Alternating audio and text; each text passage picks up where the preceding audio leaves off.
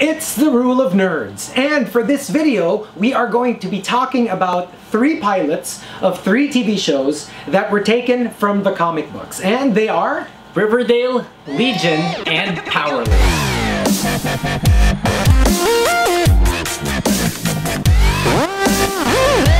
So first, let's talk about Riverdale. Riverdale is a CW TV show. It's a teen mystery and drama based on the Archie Comics universe. It stars KJ Apa as the lead character Archie, Lily Reinhardt as Betty, and Camila Mendez as Veronica. Chico, what do you think of Riverdale? I super loved it. The only reason I watched it because I was on a plane and I needed to waste some time. So I watched the pilot episode, and the moment I watched it, I just kept on watching. I was hooked. I couldn't stop until I got to the next episode and the next episode and the next episode. I really loved it because you don't have the feeling that they're changing anything about your beloved Archie characters. Because right now there are about 3 separate universes for Archie. There's Archie, which is the one that we all know and love. It's still ongoing. Those are the cartoony comic book characters that we grew up with. And then there is the Mark Waid, more adult version of Archie, which is the comic version, but they're a little bit older. They're dealing with a little bit more adult themes, but generally the characters are still the same.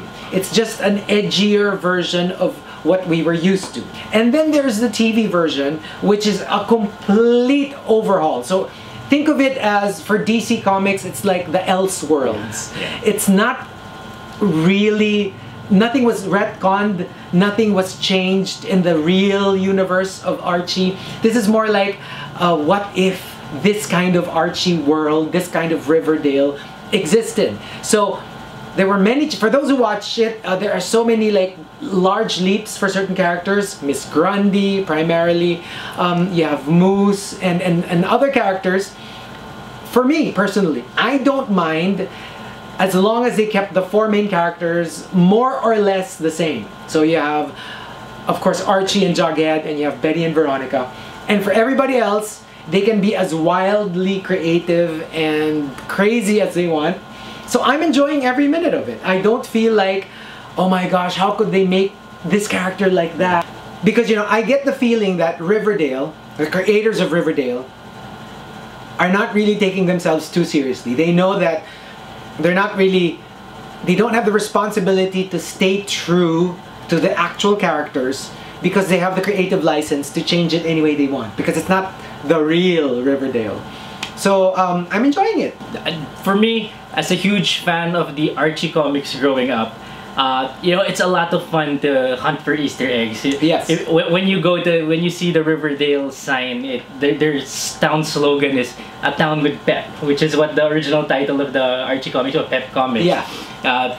When you go to the Pop Tate's chocolate shop, for example, the coloring that they use there is almost exactly like that Fiona Staples Mark Waid first issue. There's so many things to like, referential wise, but also again, if you're a fan, if you have some deep love for the Archie Comics characters, it's gonna make you a little bit sad because everyone is a slightly less lovable version of who you know them to be. Except Veronica. Yeah, there's some exceptions, but yeah, it's still a lot of fun. I'm enjoying the mystery part of it. The pilot starts out with one character from the comics who gets murdered. Yes. So delicious. From the very beginning, you know that they're not playing in the same sandbox as the universe that you know. So it's an interesting mystery. It's very compelling. All of the characters are being tied to it somehow, and I really want to see where it's going, depending, regardless of how I feel about the characters. And the one thing that I don't like so much about it is they have too many cultural pop references in the real world, like about music, about movies. It sort of distracts me because I guess it's their way of trying to make this like, look, they're not just comic book characters. They exist in our world. For me, it's like, you know what? We're happy with Riverdale being a fictitious town. It doesn't have to, involve Kanye West and Rebel Without a Cause and whatever else. It's the same complaint I had with Doctor Strange when they had all these Beyonce references, and it's like and Wi-Fi, and I'm like, just leave it alone. It has its own world. Riverdale is not a real city, so we don't have to connect it to our real world. So for me, and they do it a little bit too much. Actually, almost every episode they have at least 3 to 5 of these cultural references. It sort of distracts me from what's really going on. I feel like the constant references, the quips, it kind of sounds like how the writers think teenagers were talking, and not really reflective of how people actually talk. So let's move on over to our next show, which is Legion. Legion is an FX drama. It's based in the X-Men universe, and it stars Dan Stevens, who you all will be seeing as Beast in the upcoming movie Beauty and the Beast. That's right. So Dan Stevens is the main character. He plays David Haller, the mutant known as Legion in the comic books. Chico, what do you think of Legion? I'm a little bit more on the fence here. Obviously, if you know Legion, his power is in the mind. So he's a telekinetic, he's a psychic, he's think Professor X, Jean Grey, that kind of telepath. A telepath. So obviously a lot of it is dealing with, is he a telepath or is he insane? And initially it's set in like a mental hospital. Trying to portray insanity on film is always very tricky. We all have different ways or ideas on how to portray it. Obviously, it's a TV show, you can't get too dark, so it still has to be TV friendly. But for me, a lot of the insanity scenes, it's hit or miss, and obviously all this jumping one image to another. Is it real? Is it not? It's tiring. It's really tiring to watch. And after a while, I'm really like, okay, I need a break. I need to go to the bathroom, grab a drink, because it's not a fun, easy show to watch. And it's a long pilot. It's a long pilot. But by the time that they get to the non-insane parts, where you actually get a glimmer of a plot, that's where I went, there might be something to it. It starts becoming like a spy thriller. And less of an insane movie kind of thing. So that part I really enjoyed, and I guess because of it, and especially towards the end, then there's this part of me which is like, you know what, this is tiring to watch, but I want to know what happens next. So it becomes a thriller, and they did confirm that this is really happening in the X-Men universe. Now, they're not sure, according to some articles that I've read, this may or may not tie in with the X-Men cinematic universe, the one that we see in cinemas, but I guess it depends on how successful this will be. Because if it doesn't fly, then they can just say, okay, it's a separate thing, it's from the same universe, but they don't have to intersect. If it's a big hit, then who knows, you might be seeing Beast in Beauty and the Beast in an X-Men film soon. Well, for me, I think that the thing I really like about the show is it's very cinematic. Visually, it's breathtaking. It's special effects. The special effects. You don't feel like you're watching a television show. Sometimes you feel like you're watching a movie. And even as movies go, I actually enjoyed the Legion pilot more than I enjoyed some of the X-Men movies.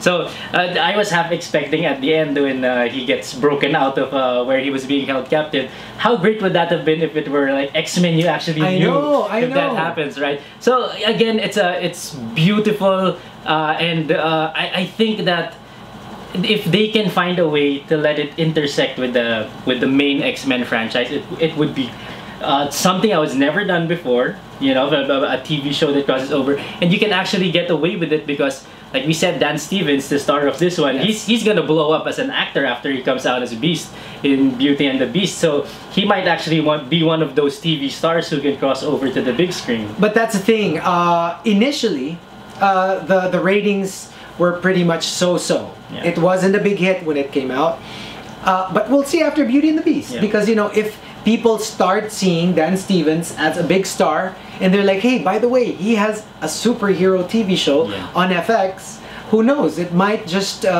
improve the ratings. Yeah. So we'll see. I think another thing that's interesting about this show is it allows the showrunners to be very creative, or experimental with how they tell their story. So sometimes it lands, sometimes it doesn't. I know you mentioned like the Bollywood dance. Yeah, you weren't such a big fan of it. Not at all. But I'm a fan of this being a show where they can actually try those kinds of things. Yeah. So just being creative with it, and I think they're gonna come up with some visuals that we've never seen before, and I think that's just a good thing.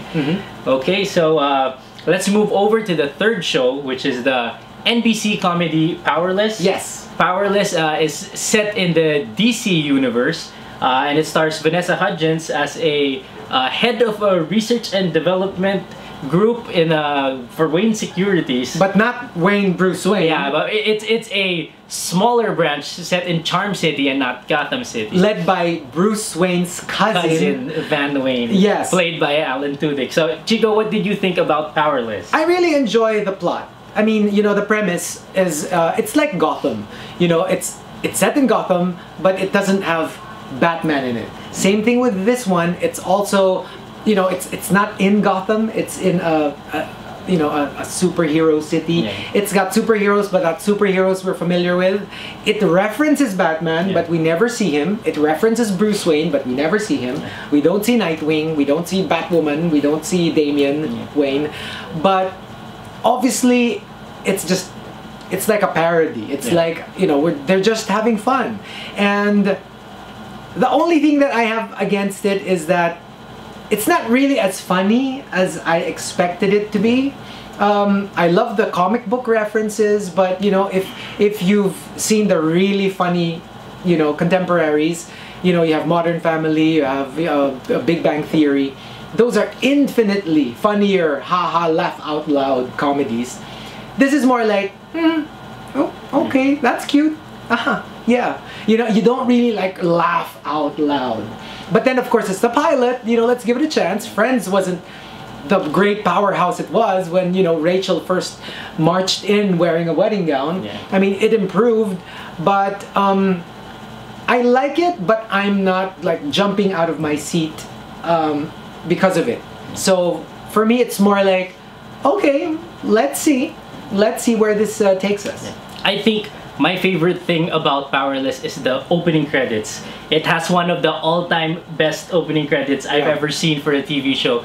So it features some iconic classic comic book covers like the Superman's first appearance in Action Comics, and then it zooms in on one of the peripheral characters on the background, and that's what this show is about. It's those characters who are powerless, aren't the heroes, but exist in that universe. Yeah, I think that's interesting. I think Vanessa Hudgens does a good job she's as great. The lead for this one. She walks that fine balance between the optimistic, the inspiring boss, and also someone that you understand why they don't particularly like her. She's basically Rachel Berry. Yeah, in Glee. She's like that, but in the end, you can root for her. She's a character that you can really root for, especially when she starts to make things happen in the end. But you know how it doesn't bode well when the best thing you can remember about the film, I mean about the TV show, is the opening credits. Well, to be fair, it's because I really love the opening credits. That's true. It's not a knock on the show, but yeah, I have to agree with you. It's basically more of a comedy than it is a superhero show. Yeah. But as a comedy, it's not the best comedy. I know. So I think that it could be stronger if it focuses on that part. Interesting note though, the two superheroes that you do see, the two metahumans that you do see in the pilot, which is Crimson Fox, the superheroine, and Jack O'Lantern, the villain, they're actually real characters who exist in the DC universe. Yeah. They're actually part of the Justice League Europe books. Yeah. So it's a very obscure reference. Not everyone will know it. Yeah. But if you caught it, congratulations, you're a super nerd. So all right. So which one did we like? Which ones will we watch? For me, I really like Riverdale, and I think based on how I'm waiting every week for the next episode, I think this is something that I'm really going to be watching until the end of the season. And if it continues on this path until season 2 and 3 and who knows. Legion, I'm a little bit on the fence, but you know, given the chance, I probably will watch it just to see where it goes. Maybe I'll give it 2 more episodes just to see if it's, you know, if it's really capturing my interest or not. And then the one that I'm least likely of the 3 to continue watching is Powerless. Don't get me wrong, it's cute, it's funny, funny-ish, but with all the great TV shows going on right now, even if you just limit it to the superhero TV shows, with all the superhero TV shows I have to catch up on, maybe Powerless is not exactly one of my priorities. Yeah, you have to catch up with your Daredevil, Chico. Yes. So for me, I think Legion would be my number 1 right now. I really like the tone of the show, how experimental it is. I like how Dan Stevens carries that show. I love Dan Stevens in the role. Definitely, I'm gonna keep watching that. Riverdale, I think you like it more than I do, but I'm definitely gonna keep watching. You know, it's an Archie, it's an Archie show, and it's so easy to watch. You've seen my Archie collection growing up. I know your Archie collection growing up. So we're both gonna keep watching that to the end. And you know, Powerless. It's I agree with you. It's not the best show, but it's a very refreshing change of pace. Yes. If you're still looking for superhero related content, you know, if you, especially on TV where you get a lot of dark, serious, very heavy superhero related stuff, you know, outside of the DC universe, of course, where you know Flash and the Supergirl, those are fine. But when you go to the Marvel Netflix universe and you go to Legion and Riverdale, it's all very heavy stuff. So it's very refreshing to watch something like this, and you know, I wouldn't mind continuing watching this show if I have the time. Yeah, I mean, there's just so much content out there. All right, so we hope you enjoyed it, but tell us what you think. Yes. Which of the TV shows are you most excited to see? Which ones are you most likely to see to the end? All right, so what did you like about it? What didn't you like about it? Please put it in the comments section. All right, so we'd like to invite everybody to subscribe to our YouTube channel. It's The Rule of Nerds, and we'll also like to invite you guys to please follow our social media accounts. It's the same, The Rule of Nerds, on Instagram, Facebook, and Twitter. And please follow us on our personal accounts. My account is @ChicoGarcia on Instagram, Facebook, and Twitter. And you can follow me at @M_Bolante on Twitter and JM_Bolante on Instagram. Nerds out!